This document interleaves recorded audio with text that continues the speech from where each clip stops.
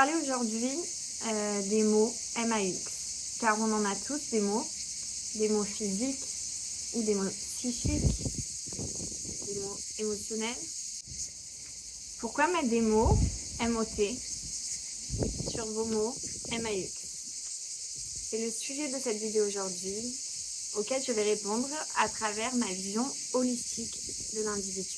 Pour ceux qui ne me connaissent pas, donc bienvenue sur ma chaîne Résilience et Conscience. Je suis Alix Vitti. Je suis praticienne holistique, donc je réalise des soins holistiques, énergétiques, et ces sujets, bien évidemment, me passionnent. Alors, tout d'abord, qu'est-ce qu'une vision holistique? Alors, avant de répondre à la question, j'aimerais d'abord faire un petit zoom sur le mot holistique. Qu'est-ce qu'une vision holistique? Pourquoi on parle en ce moment beaucoup de thérapie holistique? Donc, holistique, ça vient du mot holos, qui veut dire entier. Donc, holistique, c'est la vision qu'on a d'un individu. C'est-à-dire que quand je vois une personne, je la vois dans ses diverses dimensions. Donc ça, c'est le premier point.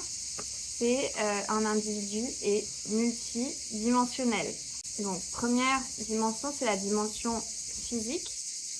On est un corps, d'accord? Donc ça, c'est le seul corps visible, on va dire, qu'on puisse voir. Donc, c'est vraiment notre physique. Deuxième dimension, c'est la dimension émotionnelle. On est un être avec des émotions, d'accord? Donc, dans la vision holistique, on prend en compte ces émotions. Troisième, c'est la dimension mentale. On est un être avec des pensées, avec des réflexions, avec des conditionnements, des croyances. Donc, ça, c'est à prendre en compte aussi dans l'approche qu'on a de l'individu. Et la quatrième dimension, c'est la dimension spirituelle. Donc, chacun, on a des croyances différentes.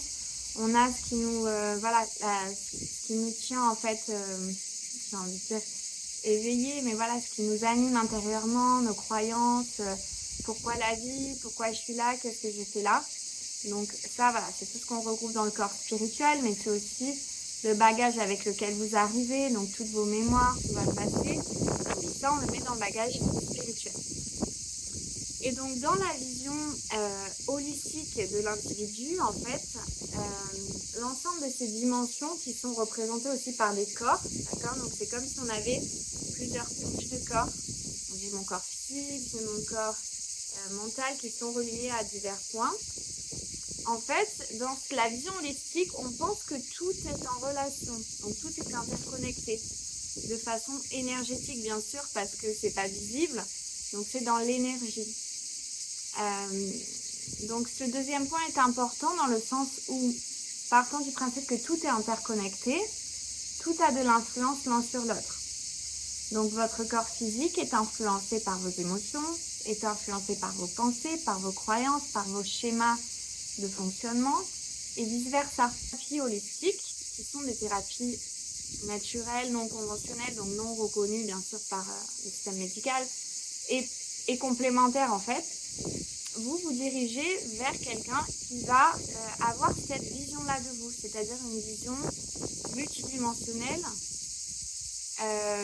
énergétique, d'accord? Donc tout communique, tout ne forme qu'un en fait, tout est interconnecté. Et aussi, du coup, une vision préventive. Pour être en bonne santé, il faut avoir un équilibre énergétique dans l'ensemble de vos dimensions, dans l'ensemble de vos corps. Donc, c'est pour ça que parfois, j'entends certains qui me disent « Ah, mais je mange bien, je fais du sport, je dors bien, j'ai une hygiène de vie impeccable, pourtant, bah, j'ai eu ça, j'ai eu ça, j'ai eu ça. » Oui, parce qu'en fait, là, quand vous faites ça, vous prenez en compte le corps physique. Et peut-être que sans le savoir ou de forme inconsciente, vous négligez les besoins émotionnels.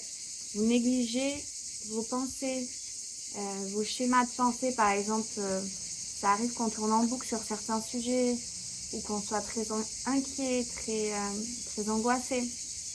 Donc ça, bien sûr, affecte aussi votre corps physique.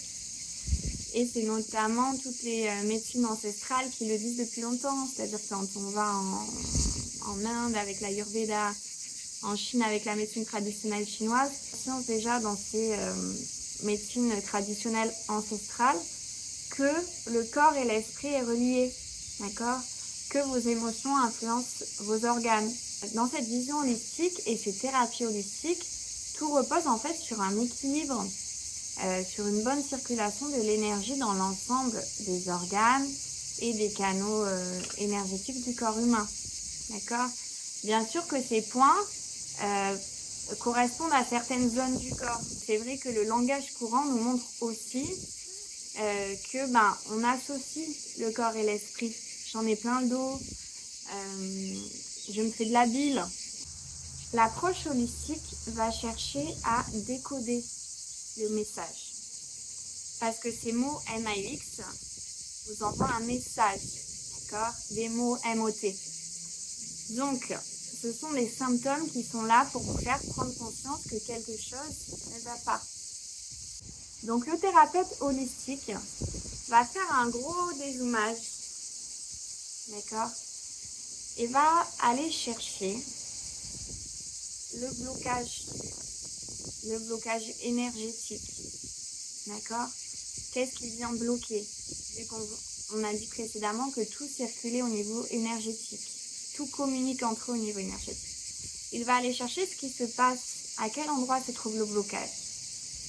Parce que peut-être vous avez mal au genou et votre blocage ne vient pas forcément du genou. Nous, ce qu'on va aller chercher dans une approche holistique, c'est ça. C'est où se trouve le déséquilibre pour rééquilibrer tout ça. Car il y a la croyance que pour être en bonne santé, il faut que l'ensemble de nos corps soient en bonne santé. Que ce soit notre corps physique, mais aussi notre corps mental, émotionnel et spirituel. D'accord? Que tout soit en accord. Quand vous avez mal quelque part, que ce soit physiquement, que ce soit au niveau moral, vous vous sentez stressé, submergé, découragé, en dépression. Sur le plan émotionnel, vous sentez une émotion qui vous submerge, vous êtes tout le temps en colère, vous êtes triste. Dans tous ces cas, ce mal, ces mots viennent vous délivrer un message. On aborde un mal avec une vision holistique. On va chercher tout de suite la symbolique des mots. Pourquoi cet endroit et pas un autre? À quoi est-ce qu'il correspond? Qu'est-ce qu'il symbolise? À quoi est-ce qu'il est relié au niveau énergétique? À quelle émotion il est relié? Par exemple, certains organes dans le ventre sont reliés à des émotions, comme le foie est relié à la colère, mais aussi à la gentillesse. Tout dépend en quel pourcentage il est équilibré. D'accord? Les mots peuvent faire aussi écho à des mémoires passées qu'on porte de notre famille, de nos vies d'avant. Donc, l'ensemble de ces mots viennent à un moment donné, à un instant T, nous délivrer un message sur notre état physique, émotionnel et sur notre besoin d'évolution. Car si votre corps vient vous faire mal quelque part, ça peut être pour diverses raisons. Mais en général, c'est un besoin d'évolution, un besoin de changement. Et c'est là que votre libre arbitre entre en compte. Car oui, c'est important d'aller soigner vos maux physiques, vos maux émotionnels, mais surtout, il faut arriver à comprendre qu'est-ce qui crée ces mots. Pourquoi ces mots vous les créez? D'accord? Quel schéma de pensée, quelle structure, quel conditionnement viennent chez vous créer ces mots pour arriver à les modifier, pour faire des choix peut-être différents. D'accord? Je vais vous donner l'exemple de quelqu'un qui travaille de forme excessive, qui passe sa vie au travail. Ben oui, dans le temps, en fait, il y a de grandes chances que cette personne fasse un burn-out, ou soit épuisée, ou soit dans le sacrifice d'autres parties de sa vie.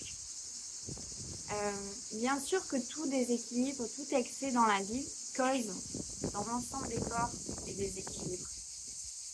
Vous travaillez trop, vous n'avez pas le temps de cuisiner, vous mangez mal. Vous mangez mal, ça vous crée des problèmes de santé. Et ça vous crée aussi des émotions négatives, de la culpabilité. Donc tout est lié en fait, tout est une boucle. Et c'est important vraiment de comprendre que les facteurs sont multiples de MAUX. Le mal, c'est bien de délivrer un message le message de quelque chose ne va pas, quelque chose est dans le déséquilibre dans ta vie et j'ai besoin que tu équilibres. J'ai besoin que tu libères ce qu'il y a à libérer et que tu t'alignes avec des choix différents, des positionnements différents. Car votre corps, en fait, physique surtout, parce qu'en général, on s'alerte quand on a des mots physiques, le reste, on a tendance à le fuir, l'émotionnel. Donc, quand, par exemple, vos émotions vont vous donner des messages, vous écoutez pas, ça va, en fait, dans le corps physique. Car le corps physique, les douleurs physiques, on a tendance à plus les écouter. Donc, c'est dommage parfois d'attendre, d'arriver là, d'avoir mal quelque part physiquement ou d'être dans un état émotionnel tellement souffrant qu'on ne peut plus rien faire, on ne peut plus avancer. Avant ça, il y a la possibilité de le voir.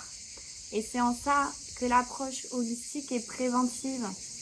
On va vous dire, ok, il y a tel déséquilibre, on peut faire ça.